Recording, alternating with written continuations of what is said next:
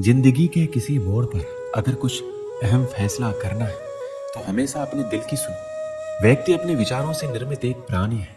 वह जो सोचता है वही बन जाता है। अपने जीवन को बदलने के लिए आपको केवल एक व्यक्ति की आवश्यकता होती है और वह कोई नहीं बल्कि आप खुद हैं। यही दुनिया है जो तुम्हें कोई महत्व तो नहीं देती जब तुम किसी के ऊपर उपकार करते हो, पर जब तुम उस काम को बंद करते हो तो तुम्हें बदनाम करना शुरू कर देती है। आज आप टाल मटोल करते हो, इससे आप कल की जिम्मेदारियों से नहीं बच सकते। चीजें उन तक भी आ सकती हैं जो लोग सिर्फ और सिर्फ इंतजार करते हैं, पर उतना ही जितना की कोशिश करने वाले लोग खुशी से छोड़ देते हैं। जब इंसान को कोई चीज बिना मेहनत के या आसानी से मिल जाती है तो वह उसका असली कदर नहीं जानता। अगर तुम उस वक्त मुस्कुरा सकते हो जब तुम पूरी तरह से टूट चुके हो, यकीन कर लो दुनिया में तुम्हें कोई और नहीं तोड़ सकता। जीवन में कभी आपको किसी चीज से डर लगे तो कभी अपने ऊपर हावी मत होने दो, बल्कि उस पर हमला करके उसे खत्म कर दो। सफलता की खुशी मनाना अच्छा है, पर उससे अधिक आवश्यक है कि आप अपने असफलता से सीख लो। इस दुनिया में सारे लोग अपनी गलतियों के लिए बहुत अच्छे वकील बन जाते हैं और दूसरों की गलतियों के लिए बहुत अच्छे न्यायाधीश।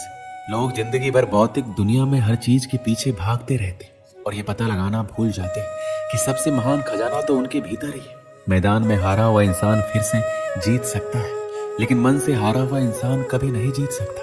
परेशानी में कोई सलाह मांगे तो सलाह के साथ साथ भी दे देना, क्योंकि सलाह गलत हो सकती है पर साथ नहीं। कांटों पर चलने वाले अपनी मंजिल पर जल्दी पहुंचते हैं, क्योंकि कांटे कदमों की रफ्तार बढ़ा देते हैं। त्याग के बिना कुछ भी पाना संभव नहीं है, क्योंकि एक सांस लेने के लिए पहली सांस छोड़नी पड़ती है। समय सबको मिलता है जिंदगी बदलने के लिए, पर जिंदगी दोबारा नहीं मिलती। जब तुम गिरोगे तब तुम्हें उठाने वाले हाथ से ज्यादा तुम पर हंसने वाले चेहरे होंगे। अगर हमें अपने सफलता के रास्ते पर निराशा हाथ लगती है, इसका मतलब ये नहीं है कि हम कोशिश करना छोड़ दें, क्योंकि यह निराशा असफलता के पीछे ही सफलता छिपी होती है। जब तक आपके मन में नाराजगी के लिए विचार पोषित होते रहेंगे तब तक आपका क्रोध भी बना रहेगा, लेकिन जैसे ही आप नाराजगी के विचारों को भुला देंगे वैसे ही आपका क्रोध भी गायब हो जाएगा। यदि 4 बातों का पालन किया जाए कि एक महान लक्ष्य बनाया जाए, ज्ञान अर्जित किया जाए, कड़ी मेहनत से कड़ी मेहनत की जाए और दृढ़ मजबूत रहा जाए, तो इस जीवन में कुछ भी हासिल किया जा सकता है। अंत में यही चीज सबसे ज्यादा मायने रखती है कि आपने कितनी अच्छी तरह से प्रेम किया, अपने जीवन को कितना भरपूर जिया और आपने कितनी गहराई से लोगों की गलतियों को माफ किया। अगर आपको अच्छा साथी ना मिले तो अकेले चलें उस हाथी की तरह जो अकेले ही जंगल में घूमता है। अकेले रहना कहीं अच्छा है, बजाय उन लोगों के साथ जो आपकी प्रगति में बाधा बनते हैं।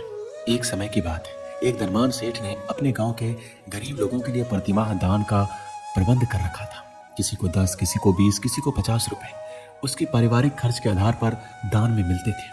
सभी लोग हर माह के प्रथम दिन आकर अपना रुपए ले जाते थे। ये क्रम वर्षों से चला आ रहा था। इनमें एक भिखारी भी था, जिसका बड़ा परिवार होने के नाते उसे 50 रुपए हर माह मिलते थे। वह भिखारी भी हर माह के प्रथम दिन आकर अपने रुपए ले जाता था। एक बार माह की प्रथम तिथि को वह भिखारी रुपए लेने आया। इस बार सेठ के मुनीम ने कहा, भाई हिसाब में थोड़ा फेरबदल हुआ है, अब से तुम्हें 50 रुपए की जगह 25 रुपए ही मिला करेंगे। यह सुनकर वह भिखारी बहुत नाराज हो गया। उसने कहा, क्या मतलब, मुझे तो हमेशा से 50 रुपए मिलते रहे हैं, बिना 50 रुपए लिए मैं यहाँ से नहीं जाऊंगा। 50 की जगह मात्र 25 रुपए देने का क्या कारण है? मुनीम जी ने कहा, जिन सेठ जी की तरफ से तुम्हें रुपए मिलते हैं उन सेठ जी की बेटी का विवाह है। उस विवाह में बहुत खर्च होने वाला है। उनकी एक ही बेटी है, लाखों का खर्च है। इस कारण अभी संपत्ति में थोड़ी असुविधा है, इसलिए अब आपको 50 की जगह 25 रुपए ही मिलेंगे। उस भिखारी ने क्रोध में हाथ पैर पटके और कहा, इसका क्या मतलब है? तुमने मुझे क्या समझ रखा है? मैं कोई अमीर नहीं हूँ कि मेरे पैसे काट कर सेठ अपनी लड़की का विवाह करेगा। अगर अपनी बेटी के विवाह में लुटाना है तो अपने पैसे लुटाओ। पिछले कई सालों से उस भिखारी की मुफ्त में 50 रुपए मिलते आ रहे थे, इसलिए वह मुफ्तखोरी का आदी और अधिकारवादी हो गया था। वह अपने आप को बड़ा मानने लग गया था। उसके 25 रुपए काट लेने पर उसका विरोध कर वह क्रोध और आवेश में आ गया था। भिखारी को जो मुफ्त में मिला वह उसे अपना अधिकार मान रहा था। उसमें से कुछ भी कटेगा तो वह विरोध करेगा, लेकिन उसे अब तक मुफ्त में जो मिला है, जो उसका अपना नहीं था, परंतु उसके लिए कभी उस सेठ को धन्यवाद नहीं दिया कि आप 50 रुपए प्रतिमाह देते हो, इससे हमारे परिवार का भरण पोषण होता है।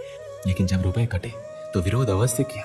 अब आप भी विचार करें कि हम भी कभी मुफ्त में प्राप्त हवा, पानी सहित अन्य तमाम प्राकृतिक सुख सुविधाओं के लिए भगवान को धन्यवाद देने मंदिर गए हैं?